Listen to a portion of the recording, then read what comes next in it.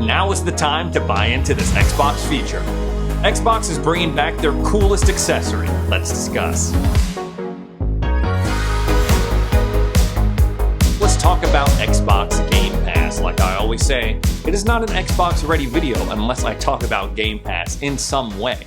And in my personal opinion, these past couple of weeks for Game Pass they've just been on fire, man. It started off with Starfield over in September, and then they've just been peppering in all these games. I'm like, ooh, I gotta play that. Ooh, I gotta play that. Ooh, I gotta play that. Games like Party Animals, like something that isn't necessarily on my radar, but once I started playing it, I was like, dude, this is really fun. I even was playing with my friend split screen, all four of us on one screen. Can you believe it? In the modern day age of video games, people gathering on a couch and playing a game like Party Animals, I couldn't either. And luckily, that momentum that they built up in September is carrying over into the month of October. It could be one of the strongest weeks in Game Pass history. And for whatever reason, if you're watching this channel, if you have an Xbox console and you don't have Game Pass for some reason, now might be the time to jump on. For the month of October, Game Pass has already brought us a couple of really solid third-party titles. They added Gotham Knights to the library, and I know reception to that game was kind of mixed, and when it first came out, I was kind of critical of it because of like all the 30 FPS drama and like the always online stuff. But I started playing it the other day, and I gotta say, I'm like, okay, this game by no means perfect, but it is a lot of fun, especially I was teaming up with friends, and I kind of got that social aspect going. It was nice. We also got the Lamplighters League in the beginning of October, and I know this game isn't going to be for everyone. This is a day one edition that's like a stealth tactics game, so again, I know it's not going to be like everyone's type of game, but I really feel like it has a good chance of finding its audience now that it's on the Game Pass library. We also finally got the console version of Warhammer Darktide. That is right. This game came out like a year ago at this point. It's been on PC Game Pass for forever, and the developers were like, guys, we promise, console version coming soon. And then weeks turned into months, months turned into years, still nothing. It is finally here. This was another game that kind of got like a mixed reception, mostly due to the performance issues that people were experiencing at launch. But this is another multiplayer title that I had a ton of fun with. It's like the same formula that made games like Vermintide and their past games in this genre successful. It's still there, so there's still fun to be had with this game. Forza Motorsport is going to be added day one on October 10th. We're going to be talking more about that later. That's kind of like, I guess, the crown jewel of Game Pass this month. We also got From Space coming to Game Pass as well, which is a solo or co-op shooter where you team up with your friends to take down an alien menace and liberate the Earth. And rounding out the first half of October, we got Like a Dragon Ishin coming on the 17th. I'm really looking forward to that game. I feel like this is a very, very strong month for Xbox Game Pass. We got a number of really fun multiplayer games like Gotham Knights, Warhammer Darktide, and From Space coming. Throw in like a stealth tactics game like Lamplighters League, and of course, the latest installment in the Motorsport franchise. And I know that they can't do this all the time, but it's months like these that makes it really cool to be a subscriber. Like, oh, we got the latest Xbox first-party title coming to Game Pass, and then mixed in with that, some really solid third-party stuff of all levels, like AAA games, smaller indie titles, AA games, or months like this for Game Pass is really going to do a lot for them going forward into 2024, especially as their first-party output ramps up. But now let's focus on one of those Game Pass titles specifically. I'm talking about Forza Motorsport, the latest installment in one of Xbox's most storied and beloved franchises. Believe it or not, it's been 6 years since Motorsport 7, and it's clear that Turn 10 Studios, the developers behind this game, they really wanted to reboot the series. They wanted to make this new Motorsport in a way that was exciting to veteran players and also made new fans of the franchise. Let's start with the biggest thing about this game, and that is the file size. Hot damn, that's a lot of space on storage on your Xbox console. 132 gigabytes is what it's going to ultimately take up on your storage. I once talked to a buddy of mine who works in the audio department for a video game studio, and he once said that the reason why modern games are so bloated in terms of their download size is because of uncompressed audio files. The way he put it was, hey, you want your games to sound good? Well, There you go. That must be the case for this game because one of the things that stuck out to me were the sound effects of this game are dope. Especially when I was playing with my headphones, accelerating, braking, spinning out of control, all of these things were accompanied by really immersive sound. I played on my Series X mostly, which has 3 graphics modes: Performance, Performance RT, and Visuals. The game recommends that you play on Performance mode, which is priority 4K resolution and 60 FPS. But the Ray recommendation, what I recommend you use is the Performance RT, and this enables on-track ray tracing with variable resolution at 60 FPS. The resolution in this mode held up really well for me, and I also got the added bonus of like seeing the reflection of the clouds in my like rear view mirror and things like that, the shadows bouncing off my car, and just it added like a really nice touch. There were times visually when I thought to myself, what's going on here? It seems a little bit flat, especially in just like straight up daytime, no weather effects. But in this clip here, it's like I'm racing on the same track. There's just like a little bit of fog. It's like dusk instead of like the middle of the day, and it looks a lot more dynamic. Speaking of fog, the weather effects were one of my favorite visual things about this game. Weirdly enough, I don't think the weather has any actual effect on the driving mechanics, like wet roads. Like, the rain is not going to make the road slippery. That's not something that you have to account for. But visually, it definitely affects your game. Like, you know, if it's raining really hard, it's going to obscure your vision. If it's really foggy, same thing. And like in this clip right here, I'm driving like directly into the sun. I can't even see where I'm about to turn. I'm just like completely blinded. That was a really exciting variable to account for. Because like when you're going through and you're practicing on a track, it could be like perfect weather, and then you get to the race and it's like, oh my gosh, it's raining really hard. I gotta adjust my game plan a little bit here. And since we're on the motorsport train, let me show you a little bonus feature that they're rolling out just for the release of this game. They added a new dynamic background. So if you're like, yes, I love Forza Motorsport, I want everything to be Forza Motorsport for me, even my Xbox background, here's how you do it. So like all dynamic backgrounds, you're gonna wanna go to your settings. I picked the longest way to go to my settings, I'm sorry. Go to your settings, general, and then you'll click personalization right here. And then you'll go to my background, bam. You'll see for your background, you have a couple of options: solid colors, achievement art, custom image, screenshots. Those are pretty cool. We can talk about those later. But all the way down, you're going to be seeing a tab for dynamic backgrounds. And right here, it's the first one that pops up. Lucky us. This is the new dynamic background. And all you have to do, if you want to go and have that as your background for your dashboard, you just go ahead and click A. It'll check off the mark. And as you see, once I go back to my home, that's the background. Bam. Problem here. Dynamic background implies that there's some movement in the image. I'll show you what I'm saying here, okay? So I'll go back to settings.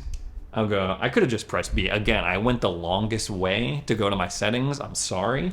But go back to the backgrounds. Go back to dynamic stuff. See, like, go ahead and look at one of these early ones that they did, right? You got the Master Chief one, the Halo Infinite one that's going to load any second now. And you got, like, boom, Needler flying past Master Chief, boom, debris, like, from a freaking explosion launching into the air. There's some movement in this image. You go on over, this is the Pentiment one right here.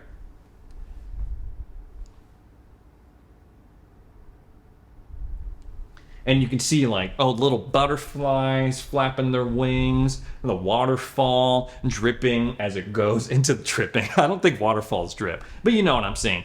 Waterfall leading into the river with some really cool, like, there's movement, there's life in this image. But you go on back to the motorsport background.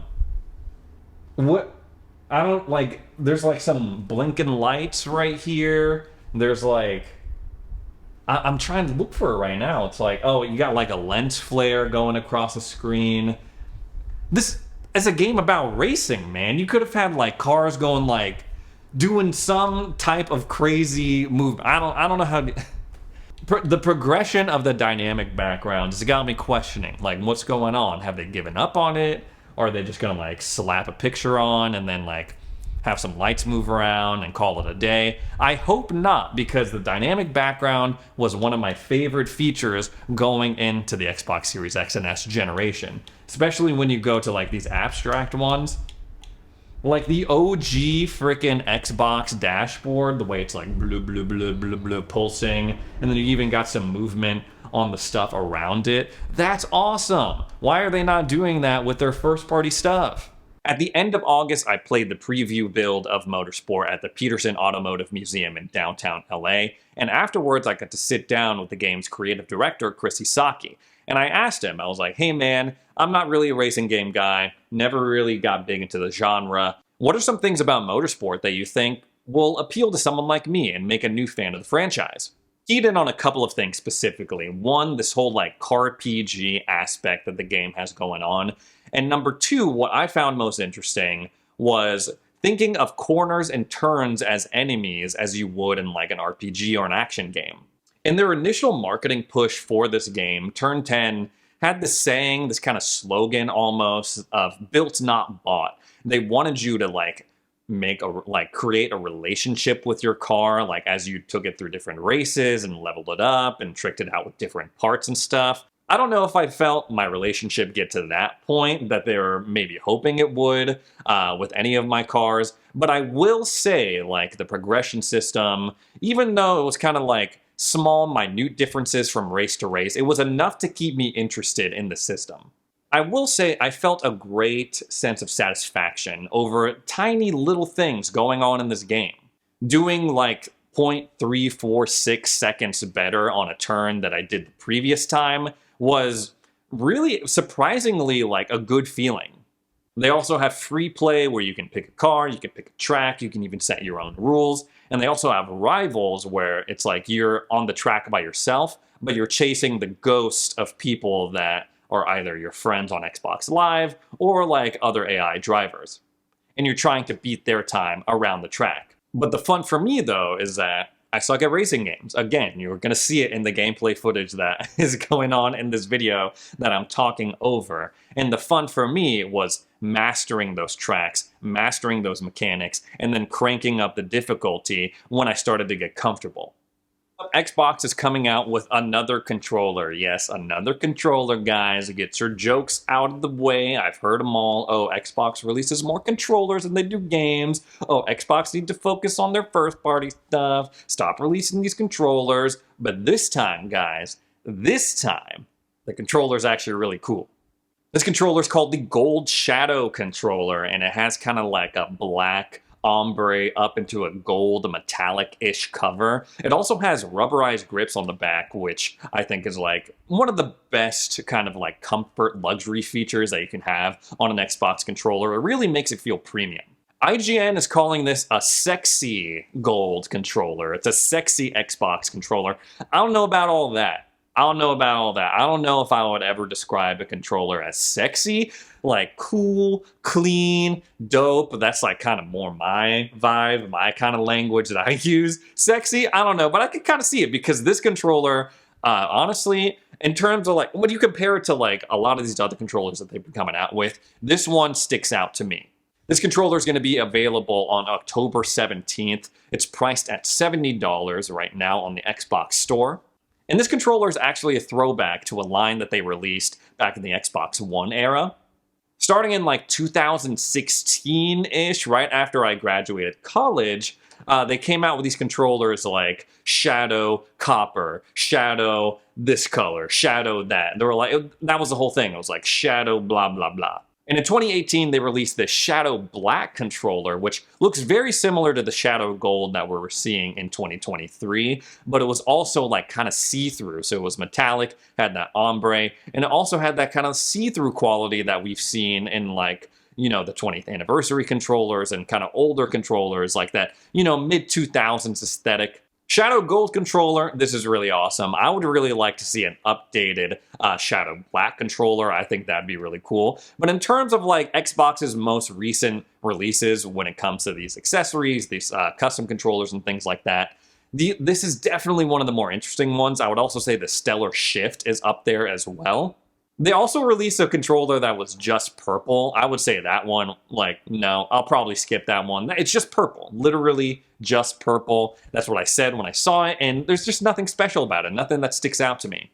And it comes at a really good time, too, because me and Jimmy were just talking about these new plates and these new controller colors for the PS5. They're like metallic, they're like deeper red, deeper cobalt, and like a cooler silver plate that they're coming out for PlayStation 5 consoles, and they have matching controllers. And I'm looking at those, I'm like, oh, those look really cool. And now we get like the Xbox answer, like, oh, but we're also getting like this really cool gold Xbox controller. Again, this controller is not officially out yet. It's going to be releasing on the 17th of this month. They're available for pre-order right now. It's $70 on the Xbox store.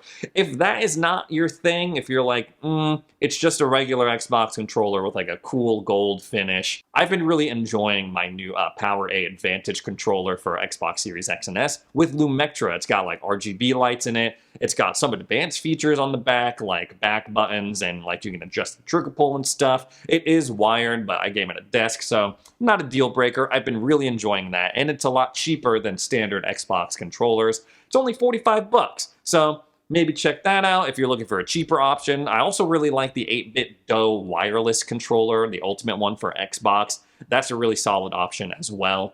So if you're looking for cheaper options, you're like, I don't know, I don't feel like spending $70 on a new Xbox controller, no matter what color it is. I feel like those are really good budget options, budget alternatives.